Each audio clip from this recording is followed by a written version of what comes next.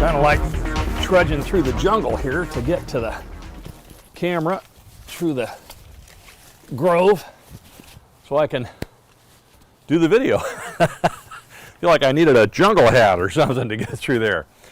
Anyway, this is Joel Persinger. I'm the gun guy, and I did a video a while back on the Sega rifle, and got a message from a guy that said, hey, why don't you do one on the Mini 14?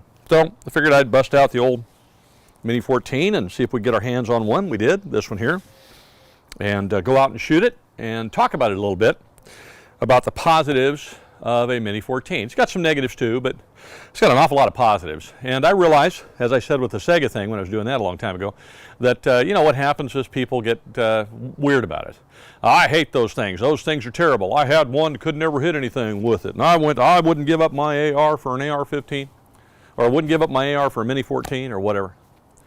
You're going to find that all over the web. Here's the deal with Mini 14s. They're handy, they're light, they're comfortable to carry around if you get a nice sling like this one here, or whatever type sling you like. You can throw an optic on them if you want to. There's people will say you can't customize them. That's baloney. There's lots of aftermarket parts you can buy, like this Omega Range's rail system. There's another one made by another company. They're both equally as good. The stock is, I think, a Hogue overmolded stock is what's on it. Didn't come with the rifle. Real nice stock, and even when it's raining, you know, we were playing around with this thing. I had it when it out in the rain, and boy, you can really get a hold of it, which is kind of nice. And a real inexpensive optic sitting on it. It's just an inexpensive True Glow, but boy, it sure works really well. But you could put a aim point on it, or a EOTech or something like that if you wanted to. And there's a place for a flashlight on either side, and so you can do all kinds of stuff with this rifle if that's what you wish to do, or you can just keep it the way it was and with a wood stock or whatever came with and shoot it that way. They're handy. The new ones particularly are pretty darn accurate. This appears to be, this is an older one. I ran the serial number on, I think this one probably built in about 1990 or something like that. And back then they were a little less accurate. They had this kind of real thin pencil thin barrel on the end. And the harmonics of that were such that the barrel would whip around. I mean, not enough that you could see it, but whip around enough that it would cause the rounds to go a little squirrely when the barrel got hot. So on the end of this is a strut made by AccuStrut. There are other manufacturers make them too, that's on there, and that seems to have really solved a lot of the problems with it. And then the stock has been bedded, and the trigger's a little nicer than it was to begin with. Not a lot of money put in it. I mean, that's not a fortune. And this rifle, from what I can tell just shooting it recently, is that this thing will put rounds on target with, particularly with heavier rounds, because it's got a 1 in 7 twist in it, so a little heavier bullet tends not to over-rotate them. 69, 62, 69 grainers, 70 grainers, right around there. It likes those. We played around with ammo with it a little bit, like those a lot.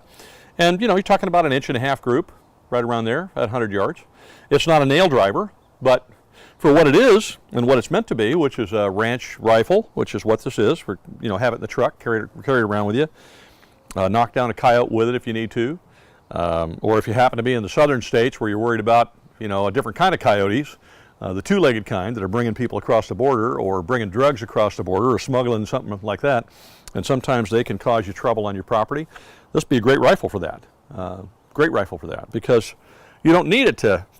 You're not going to knock the nipples off a chicken at 1,000 yards with a darn thing, but you can certainly, it's meant a bad guy for sure at 100 yards. You can certainly hit a deer if you want to hunt deer with something as light as a .223. I don't choose to do that, but you can, and people do. You can put every round on the sides of a dessert plate out to 200, maybe 300 yards with it, and gee, I don't know what more you need out of a little truck rifle like this. Light, handy, super duper reliable. These things are just ridiculously reliable.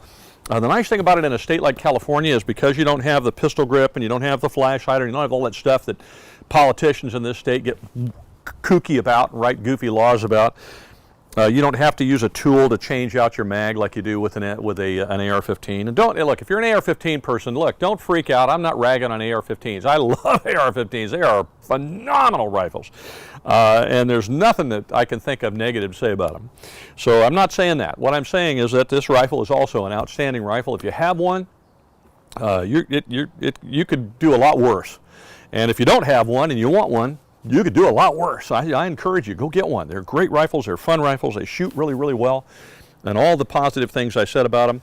And they're, you know, sometimes I like something that's made out of steel, and these things are steel, and they're strong.